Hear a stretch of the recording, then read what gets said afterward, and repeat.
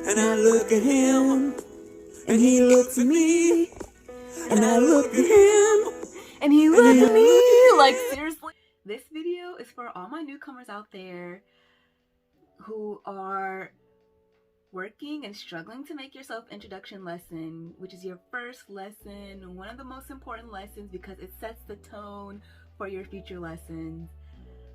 I remember how nerve-wracking and how challenging it was for me to be in front of a group of kids who I don't understand and they don't understand me, and we don't know each other, and everything is just strange and weird. And I've done the self-introduction lesson so many times, and still kids be looking at me like, I looked at him and he looked at me, and I looked at him and he looked at me.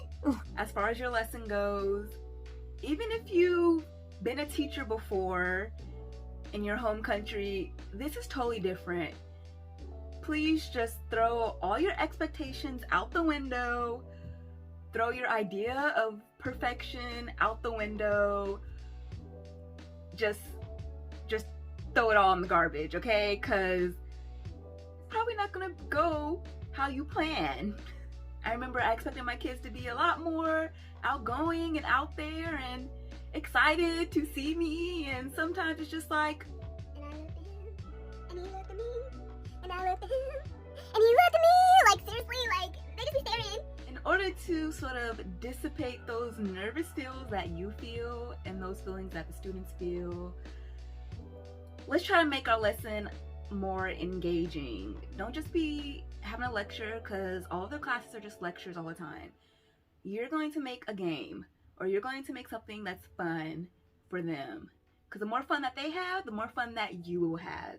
And I feel like the less perfect I am, comfortable my students feel, and the more comfortable I feel to make mistakes, because when they see me making mistakes throughout the lesson, they are also comfortable to make mistakes in English. Just relax and be yourself.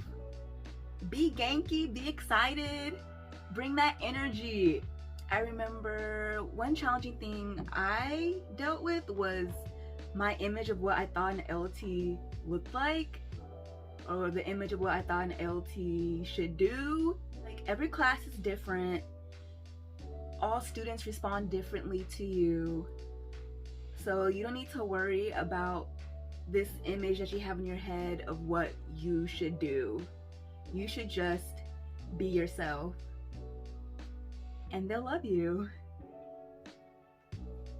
and they'll appreciate you. Not you have teaching experience,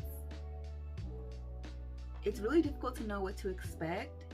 And to be honest, I think if you don't have teaching experience, it's actually better this way, because you're like a clean slate and you can learn more quickly. You can learn more quickly on the job, and you don't have any expectations, or you don't have a baseline of experiences that a professional teacher might have. So don't worry if you don't have teaching experience. You can succeed, you can do well, and you can most importantly have fun. Yes to games, no to basic and slideshows, okay? Students don't want to listen to you yapping on, lecturing on about your home country in English, and that's very, very exhausting. Imagine listening to a 50-minute Japanese lecture. For me, that would be very, very, very exhausting. In a foreign language that you're trying to learn, many students their level of English isn't that high, so you might find it pretty tough they might find it pretty tough to follow your English. So you want to speak very slowly, and you should be engaging. Ask them questions. Make them excited. Speak slowly. However slow you are speaking, double that. Okay, speak slower. You might be nervous on your first lesson, and you might end up speaking a lot faster than you normally do.